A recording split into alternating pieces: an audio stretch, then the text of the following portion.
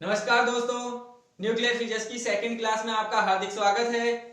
हमारी आपने पिछली वीडियो फर्स्ट क्लास नहीं देखी हो तो नीचे डिस्क्रिप्शन में लिंक दिया गया हुआ है, उसमें आप जाकर वीडियो को देख सकते हैं। अब हम बात करते हैं आगे अणु के बारे में, मॉलिक्यूल के बारे में। जैसे हमने पिछली क्लास में परमाणु के बारे में सीखा और कणों के सूक्ष्मतम कणों के बारे में सीखा, तो आज हम बात करते हैं अणु के बारे में। अणु नाम इसका हिंदी में छोटा है लेकिन अंग्रेजी में बड़ा है, और जो परमाणु होता है उसका नाम हिंदी में बड़ा और अंग्रेजी में छोटा है।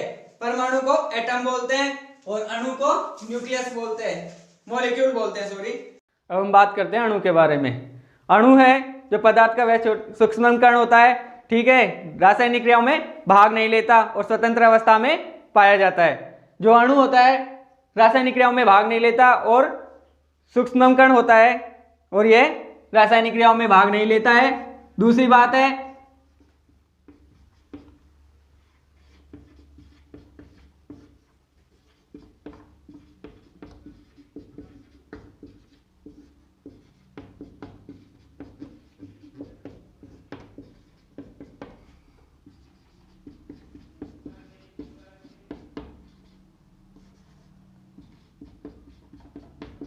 नहीं लेता।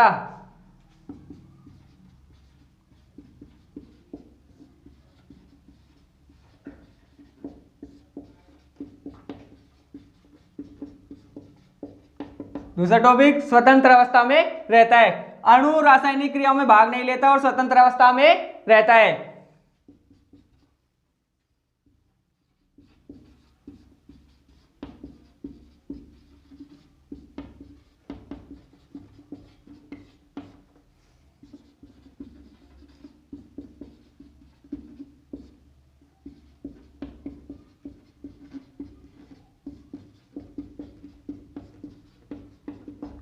एक ही पदार्थ के अणु सभी रूप से समान होते हैं। किसी भी कोई भी एक पदार्थ हो, उसके जो भी अणु होंगे वो सभी समान रूप से होंगे। जैसे द्रव्यमान,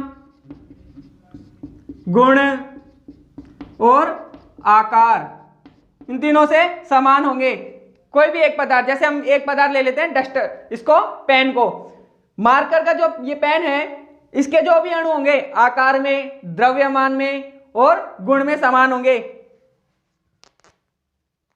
ठीक है। इसके भी अणु समान और इसके भी अणु समान होंगे। दूसरा बात करते हैं हम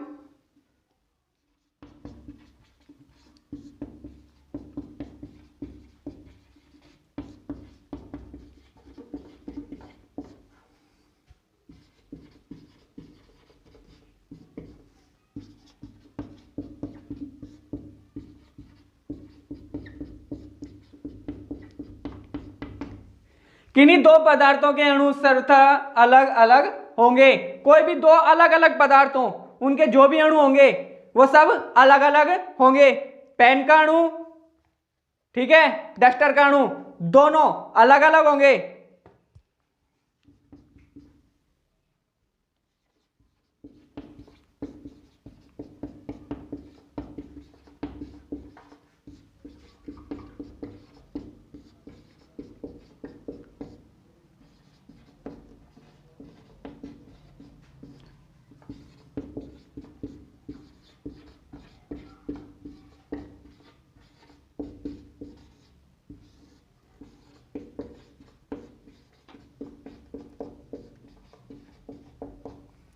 अणुओं के बीच लगने वाला आकर्षण बल अंतराण्विक बल होता है। जो अणु है इनको एक जकड़े रहता है, जिनको एक साथ चिपकाए रहता है, वो कौन सा बल होता है?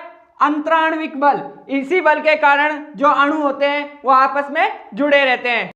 अब बात करते हैं नाभिक के बारे में, न्यूक्लियस। जो नाभिक होता है परमाणु का वह केंद्रीय सघन भाग, जहां कुल धनावेश, परमाणु का कुल धनावेश और लगभग पूरा द्रव्यमान केंद्रित रहता है, नाभिक कहलाता है, ठीक है। नाभिक की जो खोज करता है वो है सर रदरफोर्ड। सर रदरफोर्ड ने नाभिक की खोज की थी। नाभिक की जो त्रिज्या होती है वो होती है 10⁻⁻15 मीटर। नाभिक की त्रिज्या 10⁻⁻15 मीटर होती है। बात करते हैं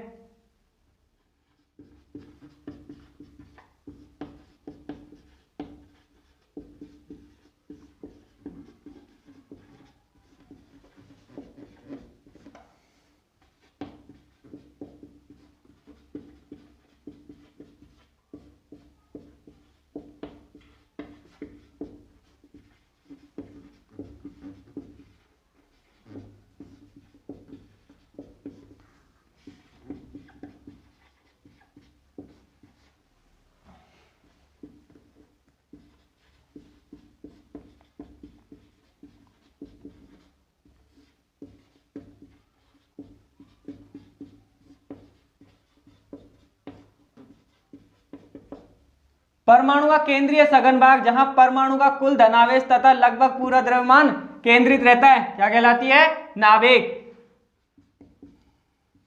जो नाभिक की त्रिज्या होती है वो होती है 10⁻⁻15 मीटर। नाभिक के जो खोज करता है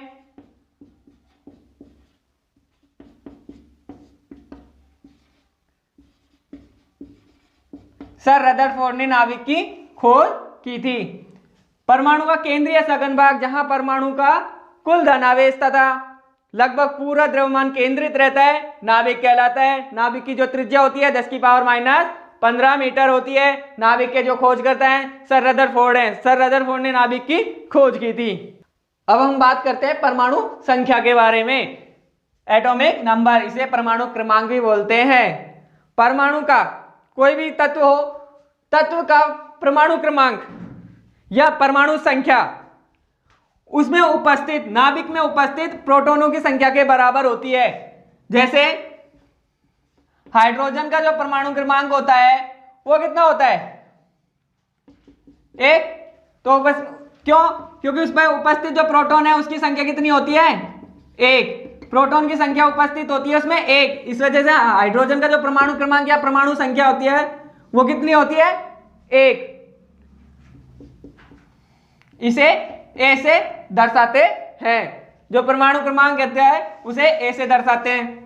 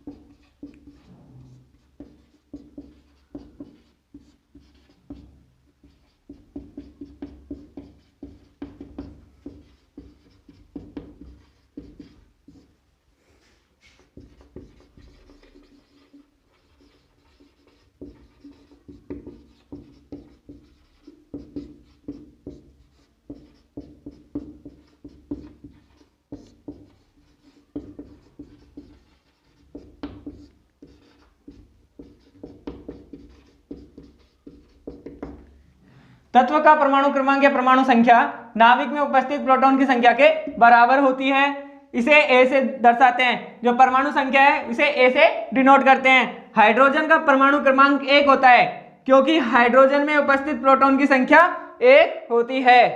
अब हम बात करते हैं परमाणु भार के बारे में। परमाणु भार नाभिक में उपस्थित प्रोटॉन व न्यूट्रॉनों की संख्या के बराबर होता है। जो परमाणु भार होता है वो प्रोटॉन और न्यूट्रॉनों की संख्या के बराबर होता है। किसमें? नाभिक में उपस्थित प्रोटॉन व न्यूट्रॉनों की संख्या के बराबर होता है। इसे जेड से दर्शाते हैं। जैसे एग्जांपल लेते हैं हीलियम। हीलियम का जो परमाणु भार होता है कितना होता है? 4। जो हीलियम होता है इसका परमाणु भार 4 होता है क्योंकि इसमें 2 प्रोटॉन प्लस 2 न्यूट्रॉन होते हैं। 2 प्रोटॉन और 2 न्यूट्रॉन होते हैं। तो हम टॉपिक के बारे में बात करते हैं परमाणु भार।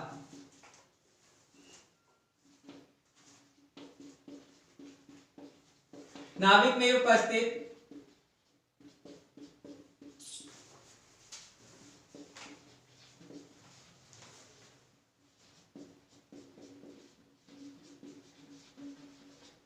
प्रोटॉन्स व न्यूट्रॉन्स संख्या के बराबर। परमाणु जो भार होता है परमाणु भार परमाणु के नाभिक में उपस्थित प्रोटॉन व न्यूट्रॉन की संख्या के बराबर होता है। इसे जेड से दर्शाते हैं, इसे जेड से डिनोट करते हैं। एग्जाम्पल, जो हीलियम होता है,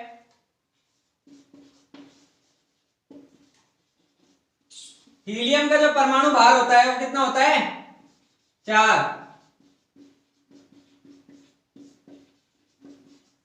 क्योंकि इसमें प्रोटॉन की संख्या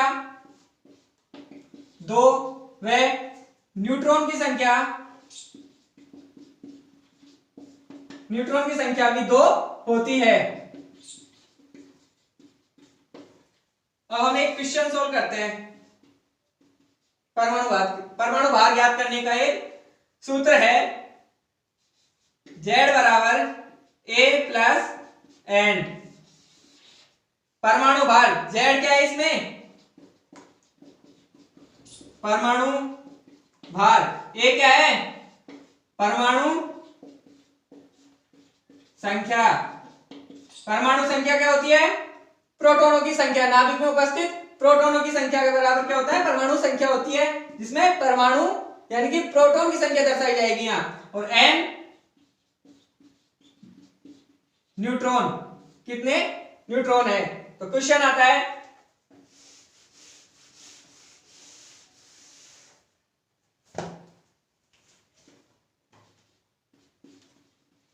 किसी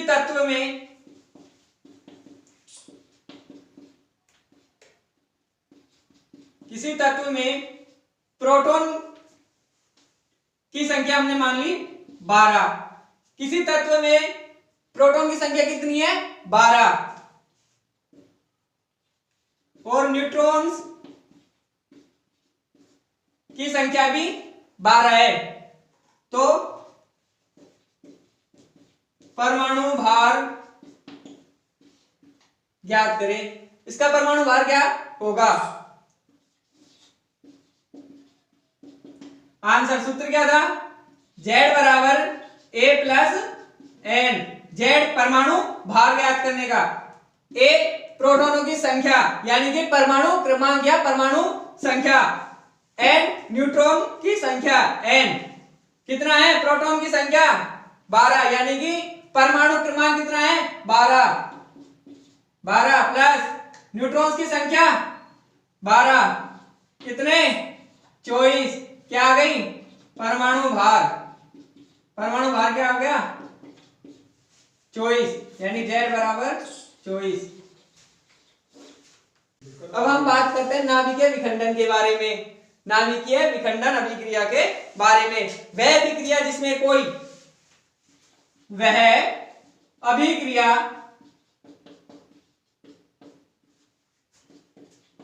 जिसमें एक भारी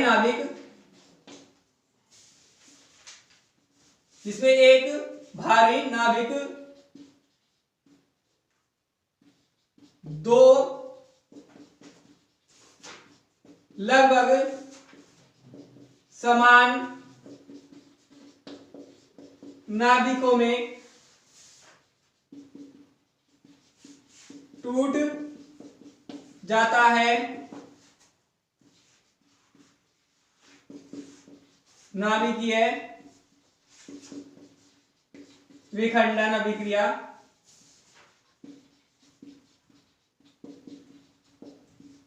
कहलाती है। नाभिकीय विखंडन के खोजकर्ता हैं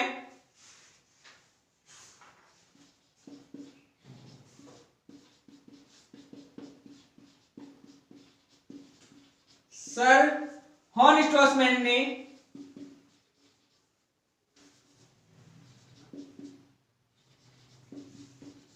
नाभिकीय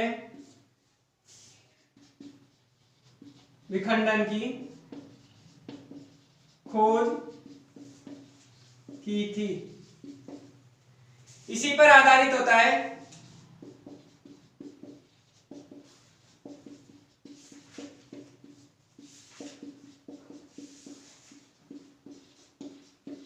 परमाणु बम।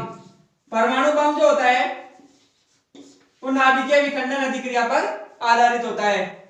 दोस्तों, आपको यह वीडियो कैसी लगी कमेंट करके बताओ। अगर आपको यह वीडियो पसंद आई हो तो चैनल को सब्सक्राइब करके बेल आइकन को प्रेस करें और वीडियो को लाइक और ज्यादा से ज्यादा शेयर करें। आपका लाइक और शेयर हमारे लिए बहुत जरूरी है। मिलते हैं अगली क्लास में, तब तक के लिए धन्यवाद।